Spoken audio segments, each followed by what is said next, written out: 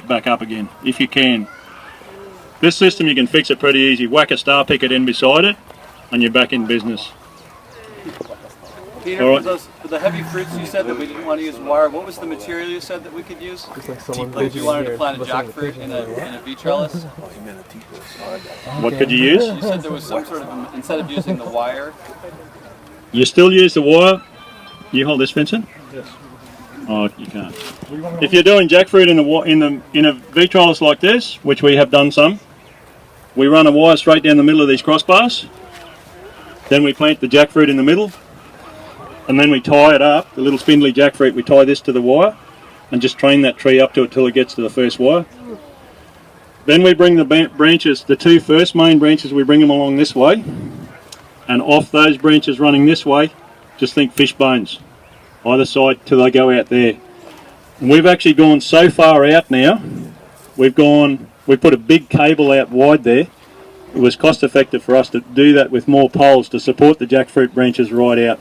You could probably go over to the chicken pen if you wanted to. They would go that far. And it's working unbelievably with jackfruit. Wow. As I told you, the way we pick, just tap the fruit when it looks as though it could be right. If it's got that different sound, pick it. And it's good. Again, jackfruit's a big fruit. If you can't reach it at the right time, you're not going to make any money out of it. So you're recommending everybody get all jacked up? Jack them down. No. Just don't jack it off. The reason why you do that differently with Shit. jackfruit They is suck me in. branches that are laying on the wires are like third tier thinner. Steel beyond the boundaries of what's possible, because you never have to sharpen them. 2 feet? 2 feet, yeah. 3 feet. 3 feet. 1 meter. And a lot of people don't know, keep your secateurs sharp. It's an important thing. So I'm going to cut this off. That's our bottom ones. When you tie them, always look, see that's our little shoot now. It's going to be boss on this line.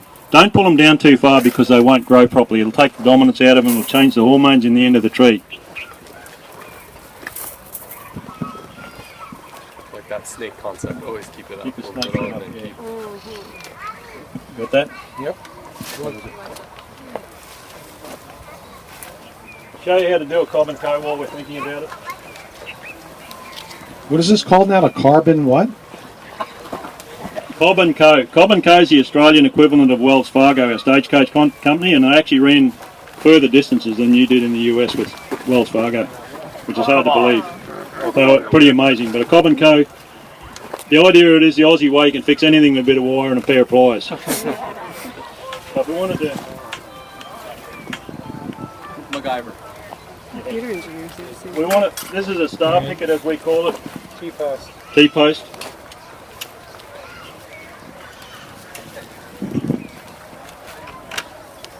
That's why these pliers are made with a tapered handle. They put it through, see how I've made the loop? Then you make sure you follow the tail in one hand with the pliers on the other hand. Keep them opposite. See how tight that's getting? What you do is keep tightening until it breaks and then back it off a bit. And get a stupid look on your face. See how tight it's getting? That's a Cob and Co. This is pretty small, soft wire. Bending the rake? Yeah. Try and remember that it's a really handy bit of gear. You can fix it just about anything up with that. Keep your car together, whatever.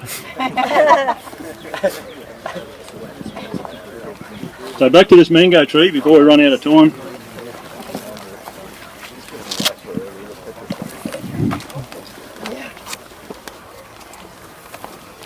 We'll pull this branch in. Thanks, Vincent.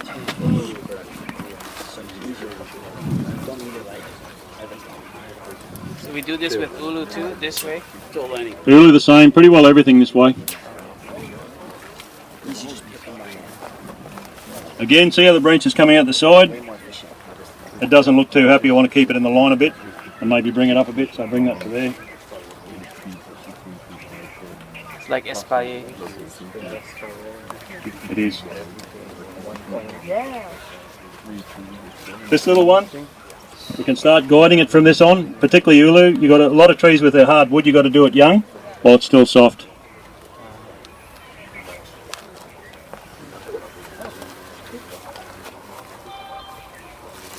Now they're going to self-prune themselves, Peter? They're going to self-prune themselves where this is when they come through? No. He tests me, Roger, doesn't he? I didn't want to get that up there because this is going to dominate the whole tree. So I want to take a little bit of dominance out of it by putting its head a bit down. Got to think a bit of a psychology with it. You do a double wrap with these rubber ones around the wire and that locks it on so it doesn't slide along the wire. That's because that, if you go too high with that one, it'll dominate over the center ones, right? And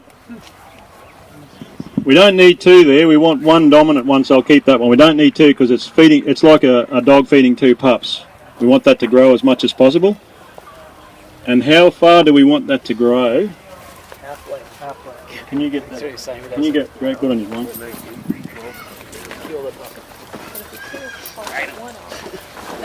I'm missing a few things here because Vincent gets me flustered at times, but we'll get there. I resemble that remark. That's pretty good. The angle of this shoot here.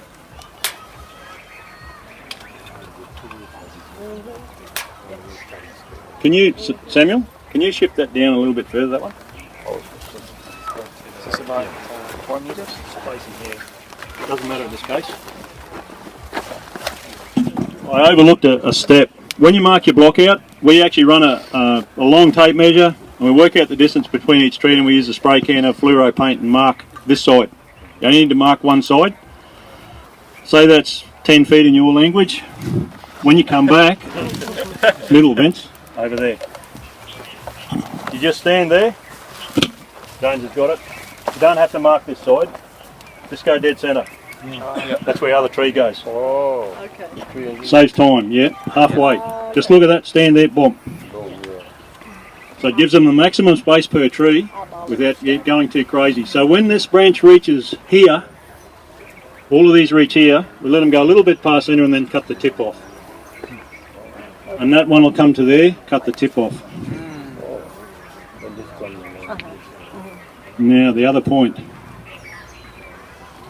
Getting back to, I don't know who asked the question. If you can imagine this, we want to look after, good on you Vincent. These side branches are good because that one's not good because it's on the main trunk, it'll probably have to go, but this one's on this one. It's pretty well horizontal, it's not going to dominate and that'll grow a mango very soon. If this was a real tree and it's a grafted tree, you could have fruit this year even. Just envisage this as coming right past the top. Can't, we need something to stand on really, but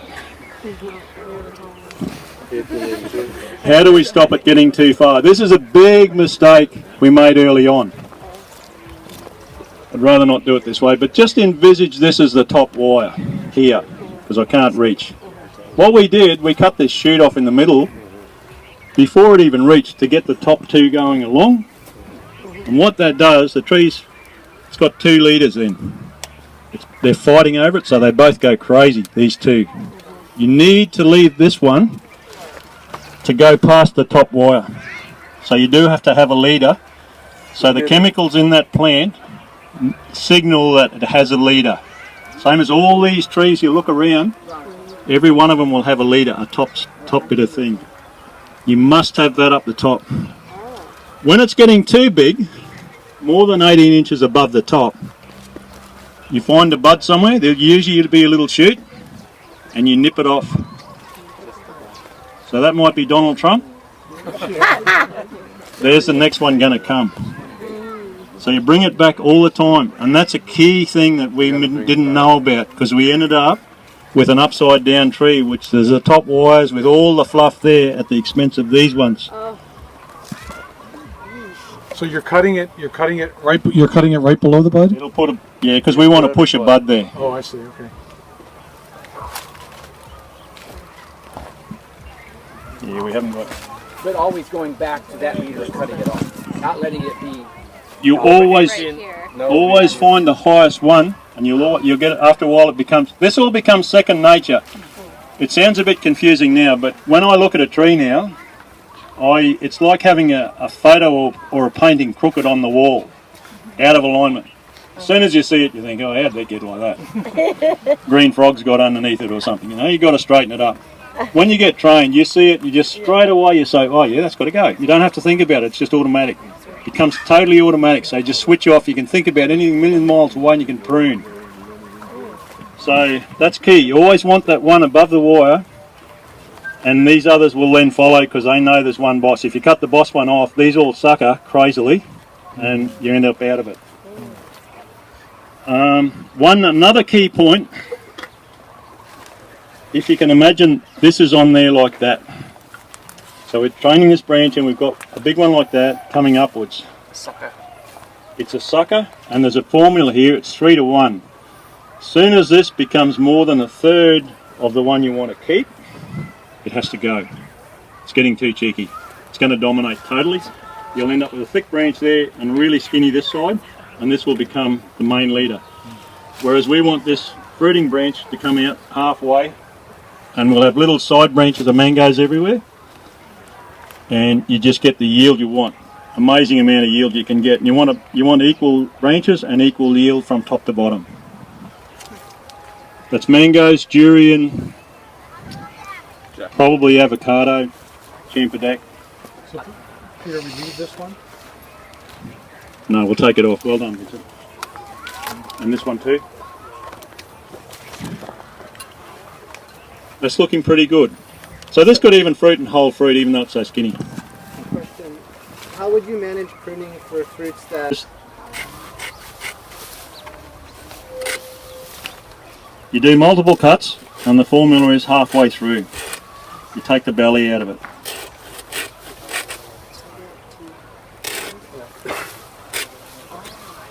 Every cut you make will allow that to bend a bit further without breaking.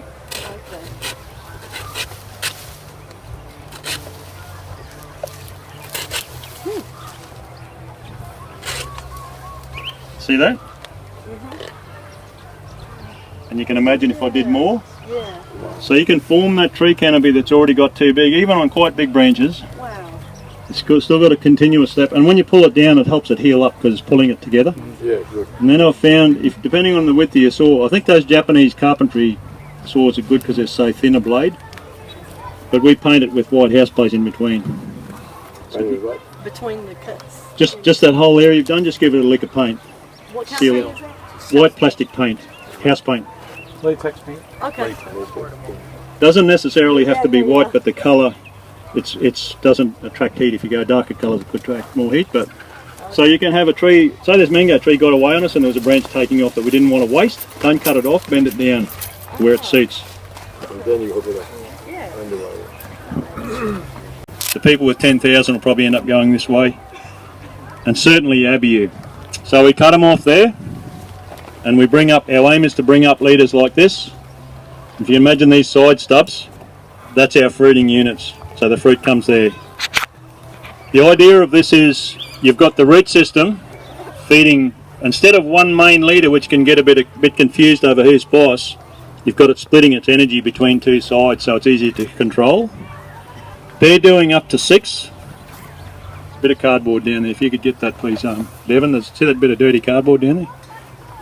That's Baz did that. The guru did this. He was up in July, he did it. I'll tell you what he told me. This is our mango tree that we've just done, if we get it away. See how the bottom branches are fading out? And I'll turn around for the people to the side, and the top's getting too much bigger. See, our top mango branch is getting too vigorous.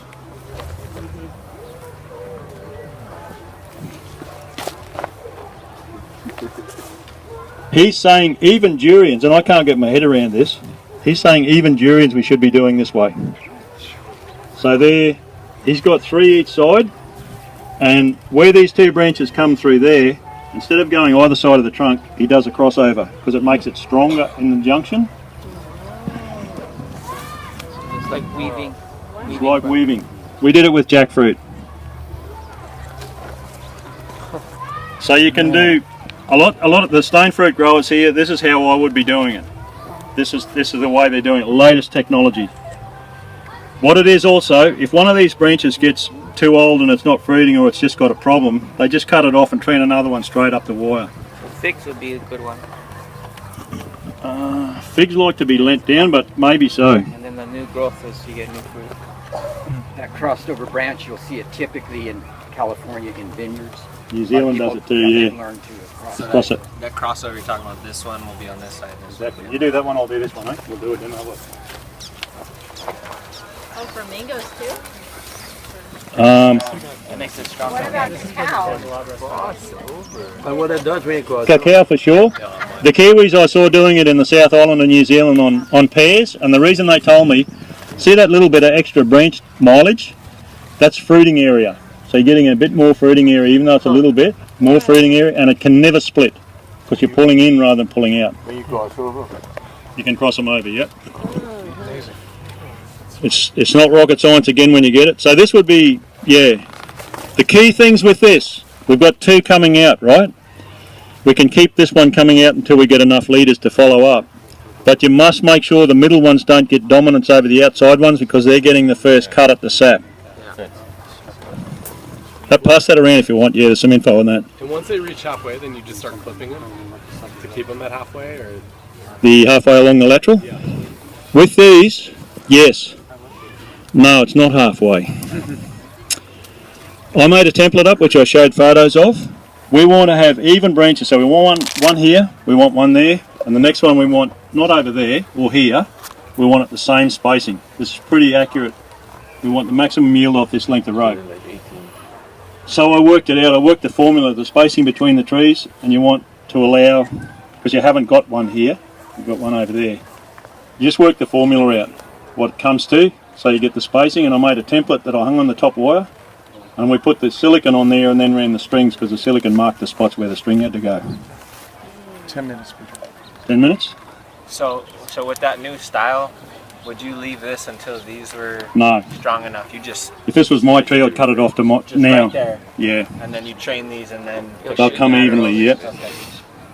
And it comes up really fast. We're doing it with sourshops at the moment, it's looking fantastic. So you can do that with a smaller tree then. Yeah. Yeah, but it's going to Right start off the going new from here branches, off. and then those ones. It'll try and keep sneaking a bit of a shoot up, but you just cut that shoot off, Samuel, and just work on these coming up. So if you've only got two, if you're doing cacao, you'd cut that off.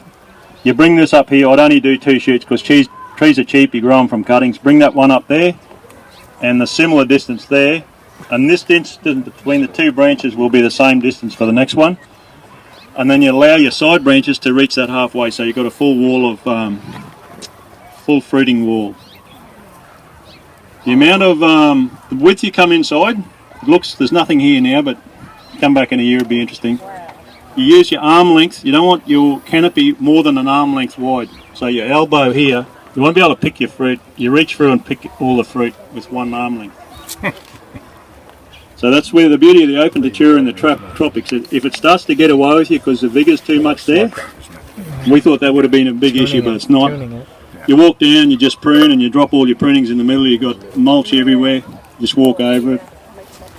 So I'm just trying to think. Again with these, when they reach the top wire, you find one, if one of them is getting too tall above the wire, you find another follower that you want to allow and just nip it off. And any side branches were becoming too big, more than the 3-to-1 ratio, cut them off too to keep the size smaller. It's just forming a balance in the canopy. You would be amazed how much fruit comes out of it when you get it right. And it's not hard to get it right because we've made every mistake you possibly can. And we're still done really well. So it's I'm just trying to think. I haven't got much time. Are there any questions? How much man hours does it take to put one of these up? We probably didn't do it as Vincent and I. The time to do this one compared to one 5 times as long would have been similar. Only the time it took to walk the wire out and the staples. I've never really clocked it or in, but it's We spent a couple hours to put these wires, yeah. So we had 4 man hours putting these wires that you see right now, but that was mainly because we were banging in all the staples throughout everything. Here's the mic. Oh, we were stapling all of the uprights. It took us about 4 man hours, and then put these wires in, and then to put the ratchets in, And Peter was showing me along the way. It's not like we were both at Peter's level ripping through it. You know, I was slowing him down. And I don't do it all the time. I'm going to have Peter do it. Yeah. I tell him which rows to do. You were saying you like to keep these at 50 foot, and then if you want to go longer, do another set. You just don't need you don't need an anchor in the middle. You just need an anchor on the end. Okay. If this was my block, I would have gone to within that wall, big enough to turn the tractor around. Yeah. And utilise this, and this is a really nice bit of row. Well, again, the high tensile wire comes in then because you're going to stretch it longer. You need the high tensile wire. Even here, he's recommending. I did this length purposely because I wanted to give Peter something to find. Yeah. Peter. The distance apart from the wires too, you can go closer. You can do other stuff as well. But That's a question. 18 inches, 400 millimeters. We do. Peter's a question here. Yeah. Right there, Alex. Can I get you from the poles to where you're to the anchor? What's the distance? Good question, Alex. Very simple formula. However high your pole is out of the ground, just measure that back out to your anchor. So that's it. If that's 2.6 meters, 2.6 is wide. That's how we do it. Simple. And I have the chain coming a foot out of the ground, 4 feet's in the ground. It's 5 foot length, half-inch galvanized with a shank on the end. Are you changing these wires over because this is the wrong kind of wire? Yeah, high tensile. I would change them over. You'd be wasting your time. Nate made the same mistake in Kahala, and he changed them over, I believe. I think did he dash or what? Nate Howard. Nate Howard, yeah. Your high tensile is a lot stronger, and you can tension and it'll stay tension. I got 2 questions. One, do you have a general rule of thumb for your spacing on your fruit crop? And then number 2, would it be okay for me to use air layered stock instead of grafted stock? That's a really, really good question, the second one. We're still juggling with the distance apart between 2 and 4 meters. Abius, for instance, we do 2 meters because our trees are fairly cheap. We've got good varieties and they just pump fruit out like you wouldn't believe. The durians, we're still struggling to get enough trees with 4 meters, and they fill the frame. Air layers, that's why you don't. People will say, "Oh, we've got to use such and such a rootstock, otherwise the tree falls over the ground." We don't give a damn what the rootstock's like. All it's got to do is feed the tree. It doesn't have to support the tree one bit because that's why we've got the wire. So air layers work perfectly. Thank you. In fact, you probably, if you found a rootstock that was really weak and whatever, so it dwarfed the tree a little bit further, it would probably work. But air layers, anything, doesn't matter. Cuttings, forget about a tree falling over like that dragon fruit has because they don't have they just have fibrous roots. That's the security you will get. You know, if you plant a tree on the system, you know it will still be there. The training of the tree is fairly important from early stages, and Baz keeps saying to me, 7 years is the time where you'll lose it. The 7-year itch, people plant it and they get it wrong and it catches up with them because they're forming that top heavy canopy and all sorts of stuff. But you really want to make sure that if you can get all these side branches, say on mangoes, which we're doing this style, you want each branch and each layer similar. Relinia, this is just awesome. Guava. Australian custard. Custard apple, Otamoya, yeah. Yep. Another one is to do rootstock, plant your seedlings and then top graft on that, and you get your root structure. Yeah, but really, your roots are just there to feed the tree and not hold it up, because the wires do that for you. And you're looking at a fairly small canopy with a lot of fruit. For irrigation along this line here. Good point. We're obviously got something happening there, but we need to irrigate along the canopy trail. Yeah. We generally use 2 rows of drip, one on each side of each row of trees, but we've gone to those sprinklers. You can see them around here on a riser. Is that what you use? Drip line? Well, that's what they want to use for this, he said. I reckon it'd be brilliant. 2 rows of drip, one each side of the trees. You wet this soil will work beautifully with drip. You control the moisture. Yeah, you'll be surprised what you can pick off this mango wise and the quality. Peter, in regards to your fertilizer, do you just mulch or are you actually giving applications throughout the year? Liquid. That's a very good question. We mulch. The question was, do we just mulch or we do get fertilizer applications throughout the year? Our soil is very, very old, so its nutrient levels based compared to Hawaii are very, very poor. We plant with chicken manure, pelletized chicken manure in the hole, and then we use it outside the hole when we break the tree in. Then we mulch it with compost and sugarcane bagasse or grass, anything. What I've found works really well is to use biological as well as chemical fertiliser. When the rain's about and we're going to get an inch or so of rain, I'll get the quad bike and a bit of fertiliser with reasonably high nitrogen for young trees and give it about half a handful, which kicks the biology along. It helps that break down that organic matter a bit, and we get really good growth that fashion. That's how we do it, because we're not certified organic. We can use it, and we've got really good growth with that way. Whatever works for you, but push your trees hard early on. Keep the nitrogen high, because you want to form. It doesn't matter how soft it is in the early stages unless your bugs are taking over. Get a canopy up and fill the frame so you can just see branches all where they need to be. So we want these branches all this far over. Fill your frame, and before you know it, once you've got the tree to a fruiting stage, then you cut your nitrogen back a long way where you can. And sometimes biologically that's hard. If you've got a lot of organic matter, your microbes will be letting too much in there. We have had issue with that. And bring your potassium up. Peter, are you ever protecting flowers or blossoms? The netting. Mango, that's a big problem we have. We get flowers during wet time. We cover them. That's that photo I showed of my daughter with those big Taiwan golds. We cover the road so it kept the flowers dry. Because we won't want to grow. Mango is one of my favourite fruits. So I thought we've just got to prove that we can grow mangoes just to prove a point. We found that variety Taiwan gold grows whether it rains or not anyway. But we did cover the flowers. It keeps the dew off as well. And we did get good fruit set. So this system allows you to fairly easily cover it and keep them dry while that early flowering stage until a little fruit's on, they're normally okay. But our durian rows we've got fully covered at the moment, or one we're doing trials with. So the ground is dry and hasn't had, we had 5 inches of rain a few weeks ago, completely shed it. And we're still stressing those particularly red prawn variety to get a flowering. But they've got their taproot down so deep, they're hard buggers to stress sometimes. What structure you guys use to cover it, like with considering wind factors and all of that? Good question. The question was, did you hear that? What structure we're using? Where the cross arm is, we just we mainly use bamboo and some steel. So a fair few bamboos and then the occasional steel one. We just cob and coat it. You know how to do a cob and coat? You do a double one crossways to that central crossbar.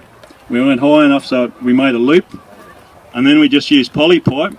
We went from that wire over the top of the loop to the wire that should be here. Makes like a hothouse. It's pretty cheap. Then we put the hothouse film over the top. When it was finished, after last year, we just rolled it up to the top wire and left it there. So it's ready to drop down again, because we see ourselves using it every year. This area is always open. This open Tatura, if you Google open Tatura trellis, that's what they mean. They're quite different. The Tatura trellis, the poles cross. Here, right? No. Yeah, you should always be able to look down or walk down. Sun. You can pick fruit inside, like soursop. If we've got really good price and we haven't got enough fruit, I'll walk down the centre with a picking bag and you'll find, look at that fruit there, I missed it, it was behind a branch, you know. You can just get that bit extra. With mangoes like your Haydens that are good colour, you're not going to do that, you'll see it. And we do it with ramutans, we'll walk down the middle and pick the bit of fruit that's left there. Peter, durian pollination, one more thing. When I go home, the first thing I'm going to be doing is a head torch at night time. The durian flowers are from here to here, so I get the little paintbrush and I can go through. You can't do that on any other durian tree really that I can see effectively. I can cover a lot, so we've got different varieties, we try and mix the pollen. We're still learning on that one, but that's a big one for us.